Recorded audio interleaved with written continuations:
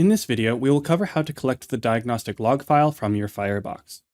First, I will quickly explain what the diagnostic log file is and why you would want to gather it. I'll show you how to do this for a cloud-managed Firebox, then for a locally managed Firebox with the Web UI and WatchGuard System Manager. So to get started, why do I need the diagnostic log file?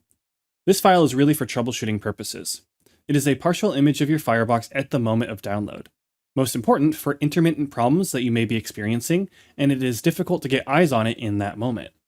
With this, you can collect a lot of information at once to then parse through yourself or with a WatchGuard support representative. First, to download this file with a cloud-managed Firebox, you can navigate to Monitor, Devices. Then under Live Status, select Diagnostic Tools. Switch to Snapshot and select Download. Now, if for some reason your device cannot connect to WatchGuard Cloud, you can also download this file locally. You'll need to navigate to that device's Web UI. The Web UI uses port 8080, as you can see here on the screen. Log in with your admin user credentials. Once logged in, select Diagnostics, then download the support log file here. Moving on to a locally managed Firebox, you can do this with the Web UI as well.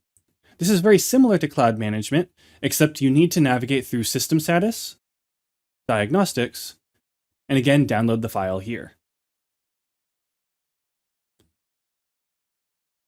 Lastly, if you are more familiar with WatchGuard System Manager, you can get this file from the Firebox System Manager. Opening the Status Report tab, down on the bottom right, you click on Support, browse the location you would like to save this file.